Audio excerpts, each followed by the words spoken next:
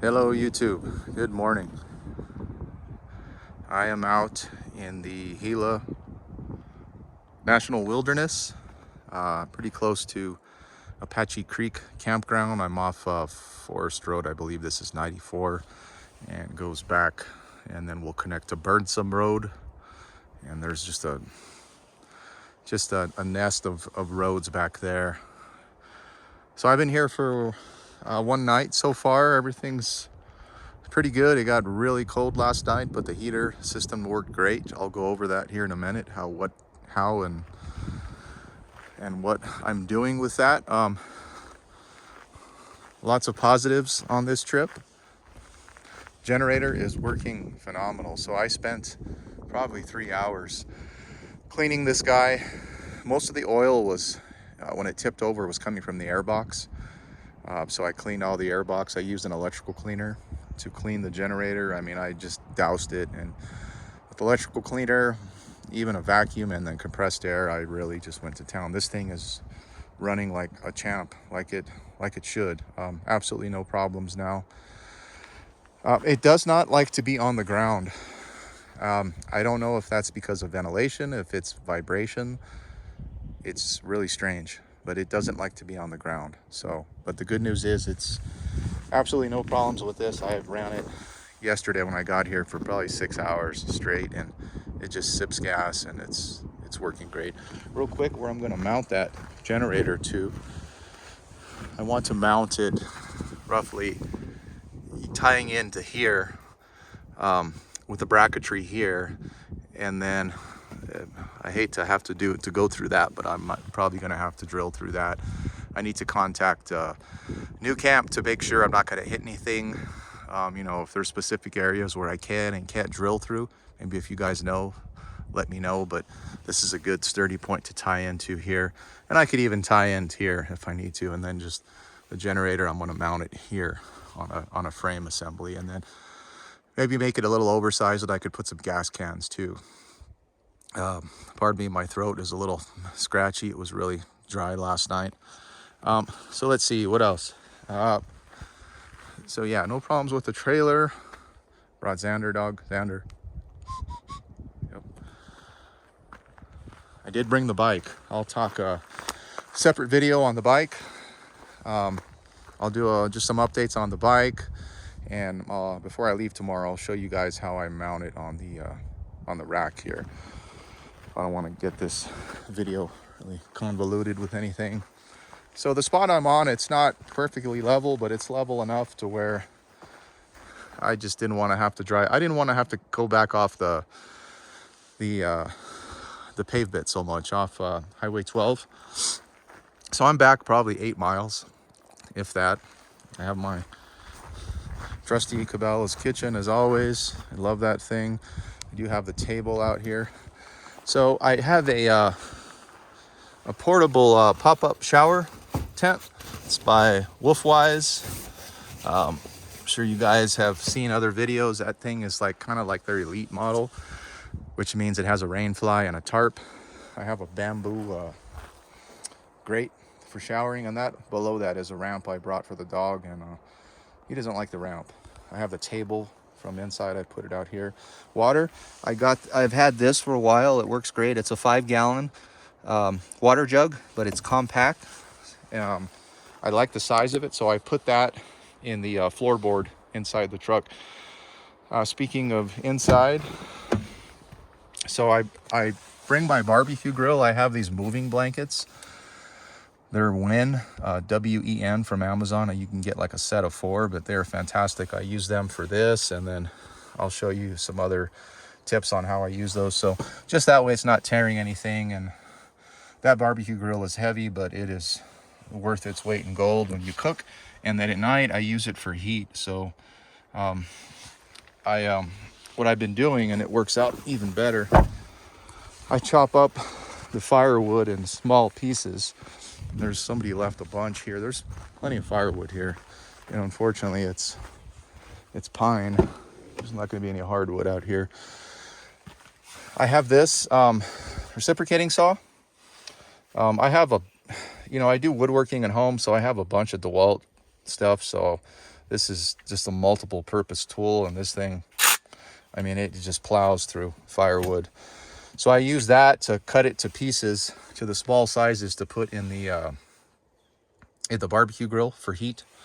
There's a bunch of I have a box under the truck here for, let's see if I can, it's I got this when I got the truck, and it allows a lot of storage underneath the seat. It's really dirty from the dog.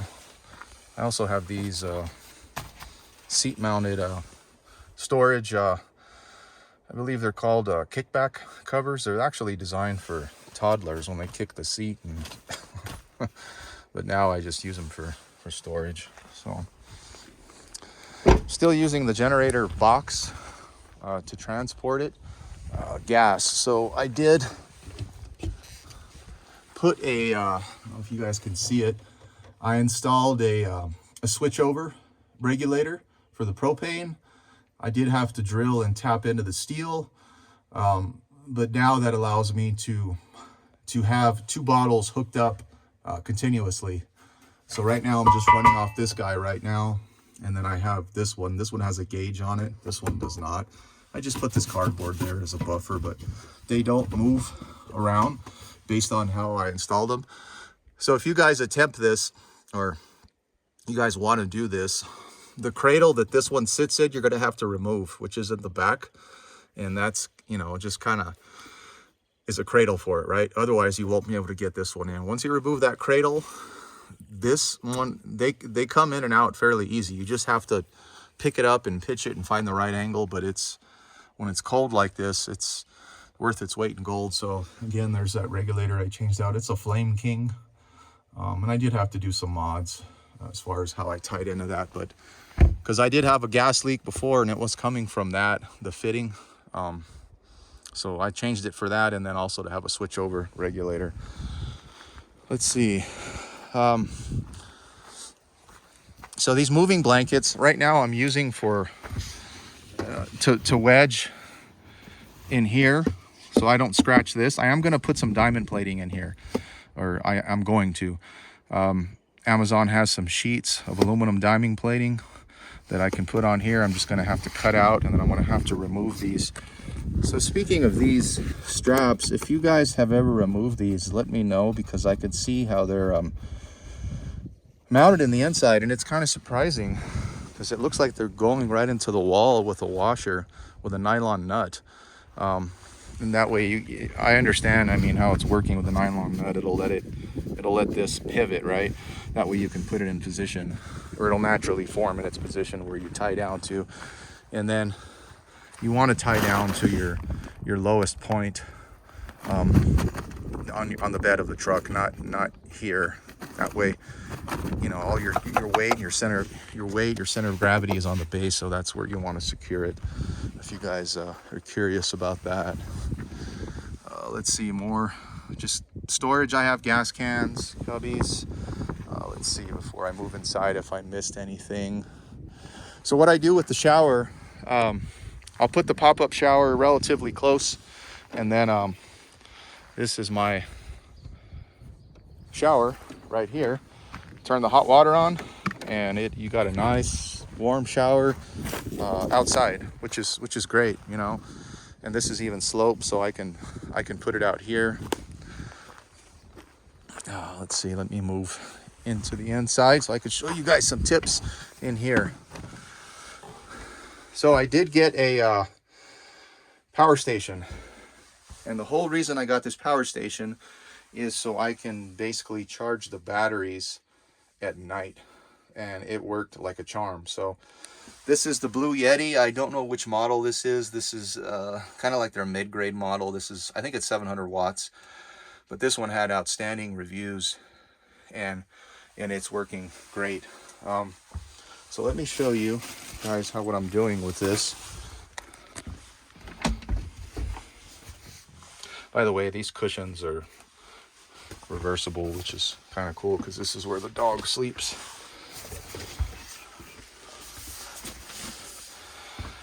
So down here is where the batteries are, and they really did a crappy job with this.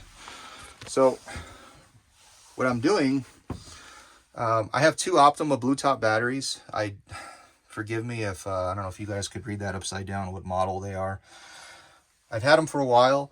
I think they're slowly dying, but they're working okay. So this winter when I pull them out, I'm gonna have them tested at AutoZone or O'Reilly.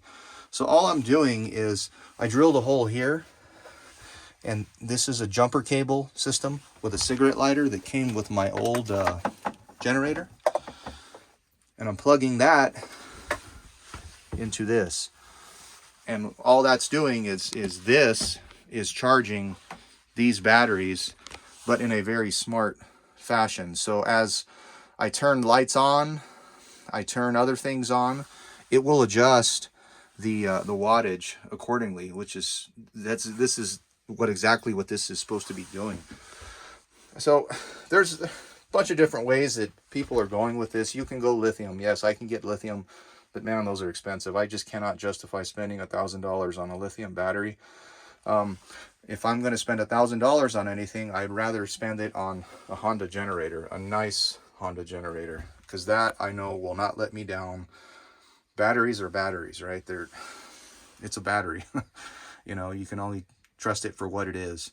So I have a nice kind of redundant system. I have the generator out there.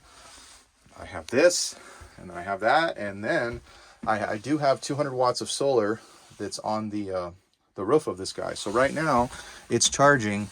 I'm letting the solar charge this and charge the batteries. And as long as you got enough sunshine, let me show you guys here. This is the control panel.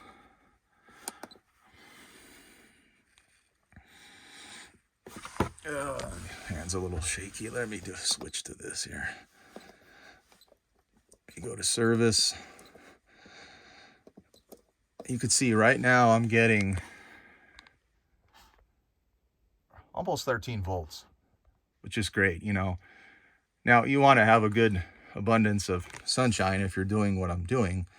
But I mean, last night it got down last night to the low 20s. We have a cold front that moved in here to New Mexico, and it was freaking cold. I was able to keep this guy nice and warm last night, running off the power station. So another thing, if you guys want to do what I'm doing, or just in general, I recommend getting one of these thermometers. This is a there's the brand, Accurite. So the cool thing with this is I have a receiver outside, so it'll tell you the outside temperature and the inside temperature. And then on top of that, this has a temperature thermometer inside, but this is not completely accurate because it has offset values that you're going to have to change and adjust to regulate the Alde system temperature. So this is what I rely on. This little $10 thermometer is what I rely on more than this sophisticated system. Is once you get it balanced out with your offsets, you know, plus or minus 10 degrees, you just, you know, it could be 2 or it could be 3, and it could be negative or positive depending on what you guys have going on. This thing will keep you nice and warm. So like last night, for example, I looked over at this thing at like 2 or 3 in the morning, and it said like 22 degrees outside. In here it was 68. That's the temperature I like sleeping at comfortably. But this is working great. So you're probably wondering, well, how much did this drain? So it drained roughly half. So 50% is all this guy used to keep the batteries charged and keep the heater going.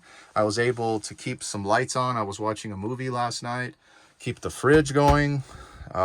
Any other electricity. I had the porch light on out there because I had the dog. It worked great. So highly recommend, if you guys are going to do something like this, supplementing your AGM, your alkaline batteries with this. And this is lithium, so, and that's another downfall with lithium. Everybody's going lithium, but lithium does not like the cold. I guess if you have this your space warm enough, then you'll never have a problem. But I mean, it just gets so expensive with keeping the lithiums heated, and I don't want to go down that road. Like I said, if I'm going to spend money, it's going to be on a nice Honda generator. And their top dog one, their compact one, is like $3 grand. So right now, this is working great. This is a good tip if you guys are wanting just to save a little bit of money and it can continue using your AGM batteries. The toilet, no problems whatsoever. I do not go number 2 in that, just number 1 only. I have a number 2 station set outside.